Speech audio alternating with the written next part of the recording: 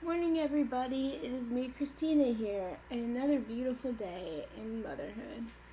Okay, so don't mind that. I have a little bit of spit up on my shirt, but if you're a mother, you know. So, I'm just kind of touching base with you guys again, and it has been a week. So, on this channel, I said that I was going to read books and post all these things, and I still will. I'm actually gonna work on an Amazon haul list and the 10 best things you can buy from Amazon, in my opinion, because I have bought a lot of things from Amazon recently, especially when I was pregnant with my baby. Hi, Benny. So I just wanted to get on here and talk about the joys of motherhood. Again, sorry for the lighting. I actually don't have my light for the room on. I just have my grow lights. And before everything, I kind of want to introduce you to my plants. And I think we're going to try to grow them and take care of them together. So first off, I have this baby butternut squash. He is not looking too well at the moment. I need to transplant him or put him outside. But we just had a frost here. I know. April. Really? I know you can't really see it, but this one right here is an avocado tree that I was given. My sister-in-law's mother actually grew it from the seed from an avocado, and I'm trying not to kill it, but my husband put it outside, and then we had some cold fronts move through, and it almost killed it, almost drowned it. Here, excuse my little bucket here. That's just stuff I need to throw away. So in December, my older sister gave me a poinsettia, and I usually have zero luck with poinsettias, and usually they die out really quickly, but this one's still living. And then one of my favorite plants is, I actually found this one myself. It's my succulents. Again, my husband had it outside, so I have a bunch of dead leaves, and I'm not too happy about that because I love this plant, and I worked hard to try to keep it alive, meaning I forgot about it and then just watered it every once in a while, and it lived. So that's fun. And you can tell my cat's been munching on some grindage. Okay, so up here I have, this is my citrus tree. It says it's a Meyer lemon. It was supposed to be like a surprise one.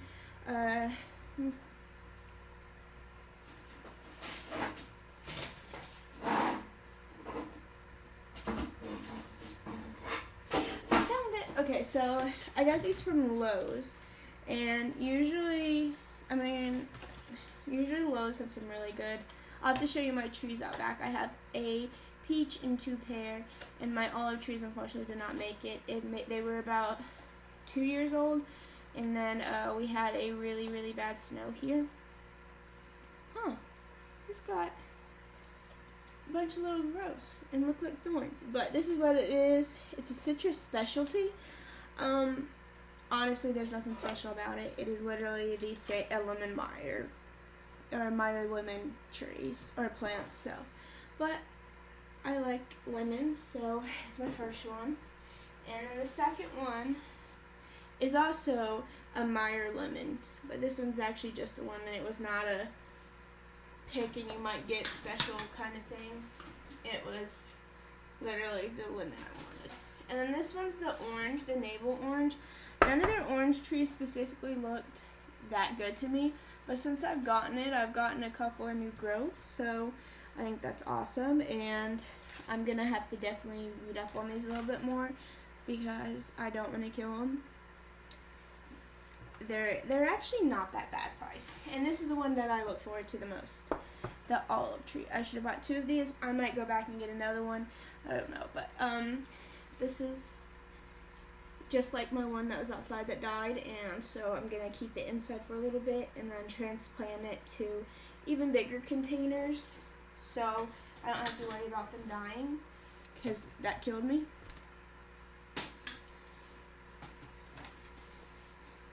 But I think that's all of the plants that I have. Oh, wait. Almost forgot about these two.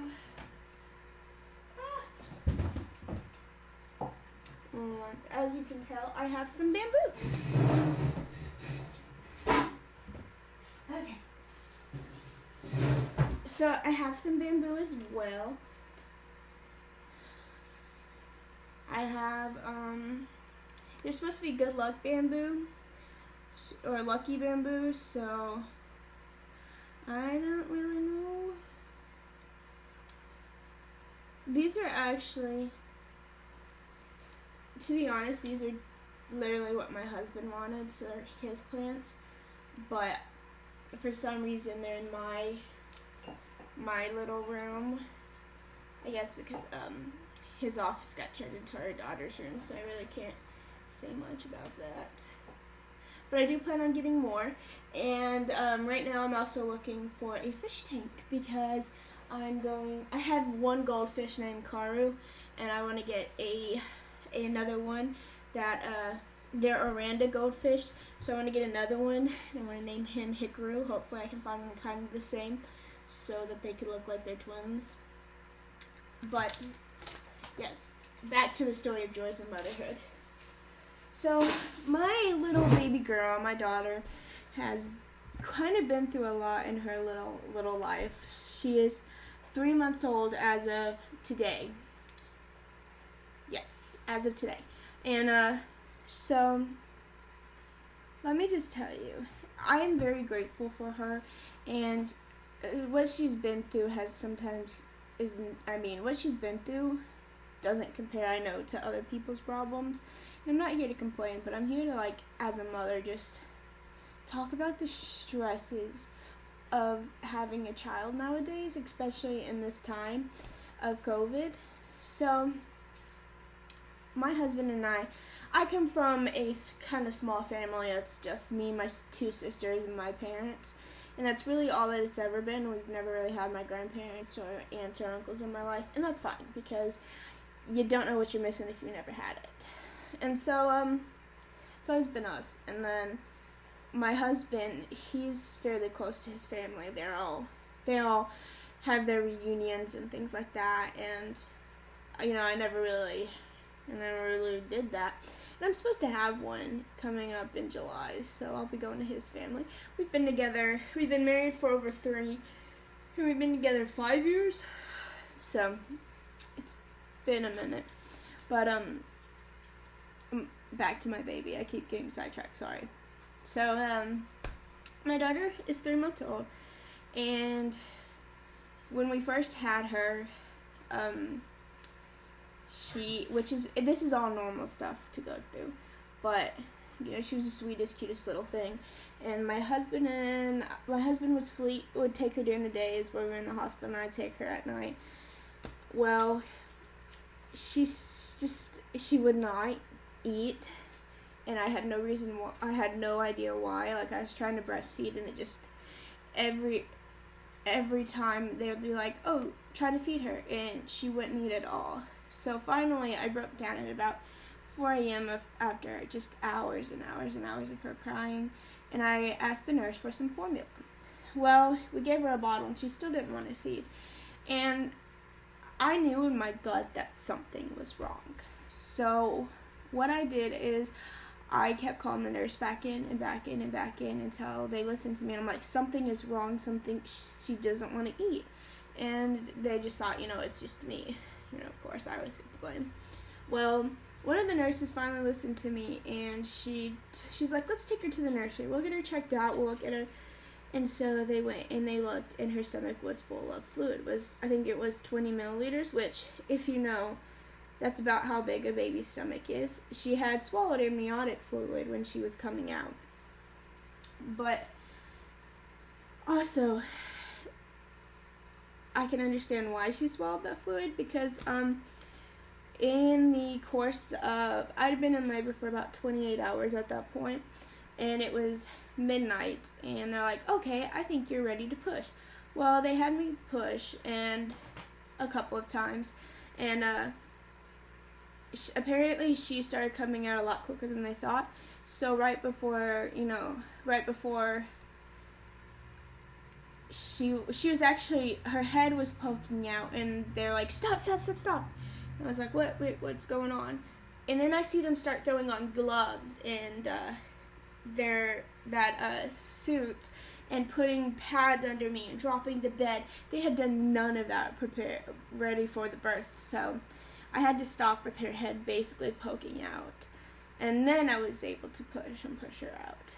And it took a total of like 38 minutes. Actually, I think it was a little bit less than that, but 38 minutes is give or take.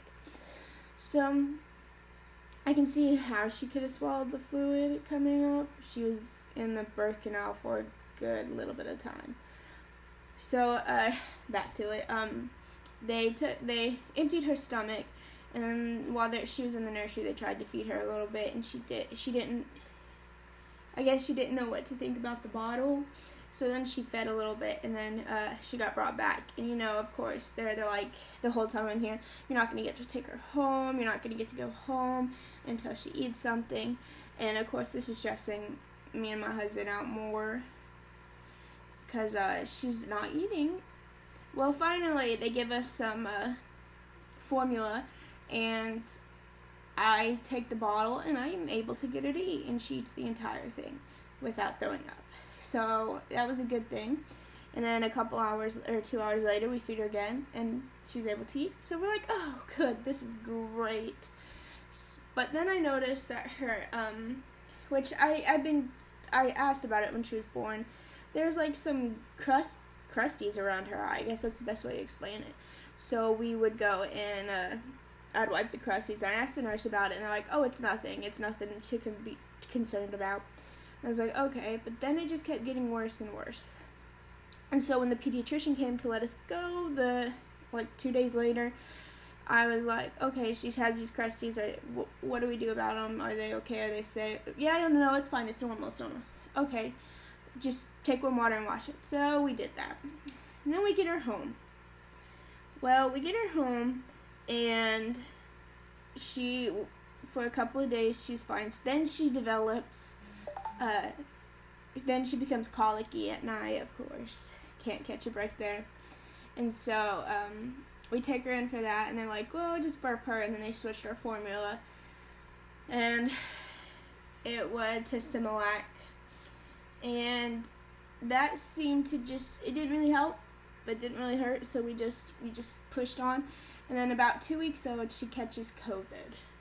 She went out with my husband and I on a walk, and we stopped at our local library, and yeah, him and her both got COVID. I did not, but they did.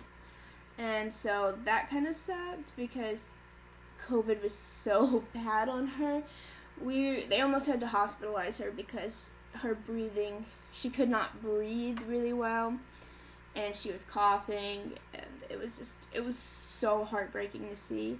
And she just couldn't sleep because she couldn't breathe. So we got really tired, and my husband and I got really angry at each other, and then we'd get angry at her, and then we'd feel bad for getting angry at her because it's not her fault. And then, of course, I'm having to take care of both of those two who have COVID. So it was a fun little time. And then she gets a little bit better from COVID. She still has congestion, and that's something that she still has to this day, really. But it seems like COVID has messed with her system. I mean, of course it does, but she stays congested all the time. And then we take her back in after she's cleared for COVID because her eye crusties have just gotten so much worse. Like, she can't even open the eye, and then you clean it, and then it will go right back to being crusty, and then it's just leaking liquid. And I'm like, okay, something is wrong. So we take her back in, and we're told, and then we find out, we take her to a different clinic, or a different pediatrician than the one we've been using. So they do tests, and they figure out that she has a double eye infection and an ear infection. And I'm like, okay, well, that makes sense. That's why she's really fussy at night. So then we get put on medication, double medication, oral and eye drops. I don't know if you've ever tried giving eye drops to a child. Not fun. Not fun at all. And then we think we're out of the clear. Wrong. About 2 weeks later, her eye becomes crusty again. And so we take her in again. And they're like, oh, I think it's a clogged tear duct. Like, well, how do we get... Okay, and she's like, well, we're going to give her some eye drops, but you're going to have to take it, and you're going to have to massage her eye like that. So I did that, and it just released all these, like, every time you did it, more fluid would come up, and it was really gross, and I just felt so sorry for my poor baby. And then we found out we're going to have to see an eye specialist, but it's gonna be a minute before we can get in because apparently there's a long waiting list. But that's where we're at now. And the poor thing, of course, she took her shots like a champ though. I thought, she would cry a lot, but we took her in.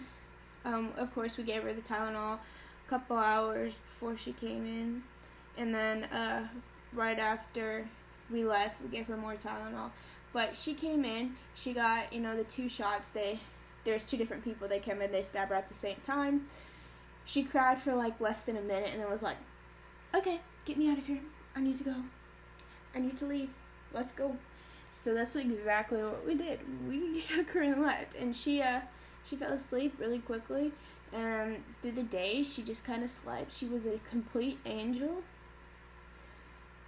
And, yeah. My poor baby, she's been through some things, so we have to take her back in to get her eye looked at again.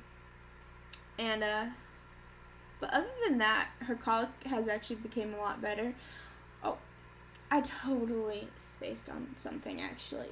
So the poor little thing, the Similac got recalled. Well, it was her formula that, we actually had we hadn't gotten into it yet. We were just finishing up a different one that the pediatrician gave us, and we noticed that there was a recall on formula, and her formula was part of the recall, so we had to try a different formula, and the poor thing got so constipated she could not poop.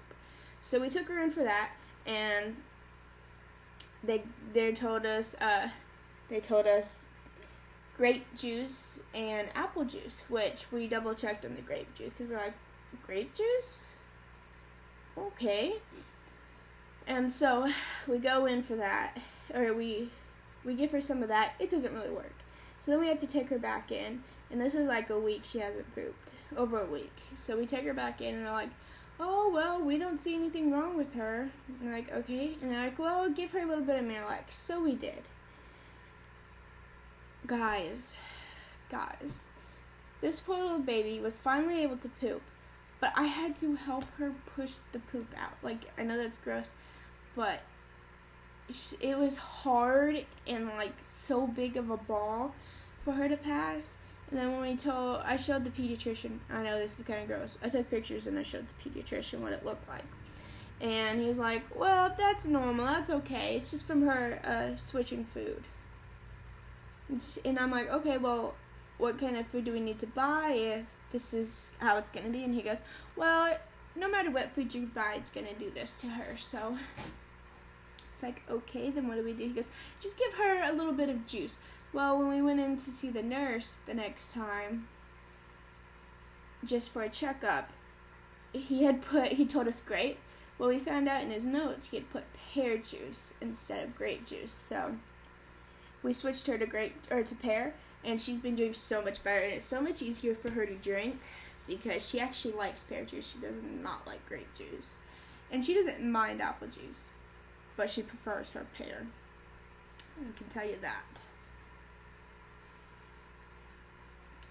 I guess he's watching the baby. She's actually asleep at the moment, so I am getting some things done, and I was in my office working on bills when I was just like, let's post a video.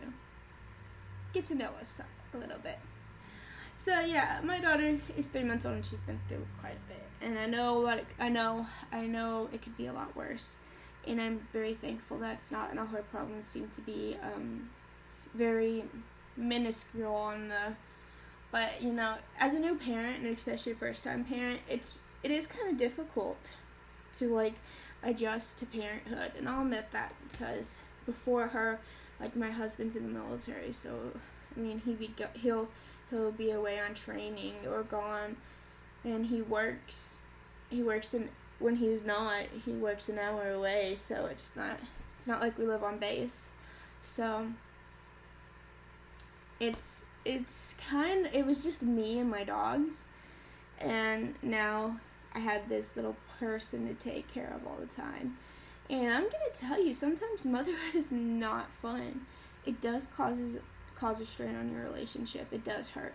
But overall, I mean, it's really, I think, worth it in the end, because when my daughter looks at me and she smiles, and it just melts your heart, and you just look at her and you think, I made that, and she's mine, and she's such a beautiful soul, because they don't know right from wrong.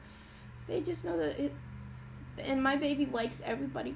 Anybody can go and pick her up and she not cry. And I know that's not necessarily a good thing, but she's just a sweet soul, and I'm really glad for that. And you know, she's just wonderful. And yeah, again, sometimes we have our bad moments and our bad parts and times, but being a mom, it is very rewarding. And now I'm just saying, if you don't want to be a mom, don't be a mom. It's your choice. Don't let people make you feel bad for your choices, because I will tell you, I did not want children at first, and she's gonna be my one and only. Unless the hand of God touches me, it is not happening again by choice. And I am 25, but she was not a mistake. We actually planned on having her. We didn't think that it would happen as soon as it did, because like literally the first month that we tried, it happened. So I guess my husband and I are just really good at making kids. That was bad to say. I'm not bragging about how easy it is, because it's not easy. And honestly, I don't know if any other woman had this fear, but I was really scared that I would not be able to have kids. And I know that some people are probably going to take offense to this and think that I'm talking bad about those who did. But I mean, has any other woman been on birth control and all this long enough and never had a kid, and then you go to have a kid and you're worried if you're actually able to? Because I was very afraid that I was not going to be able to have a kid, or that it wouldn't be easy and I'd have to have help, but thankfully that did not happen. So I guess that's all for today. It was nice talking to you guys. I hope you enjoyed this video, and I'm sorry for it being kind of long and me just jumping all over the place, because that's how I am. My personality is, so I'm not gonna really, change it for videos. So you guys have a wonderful day, and I will see you guys later.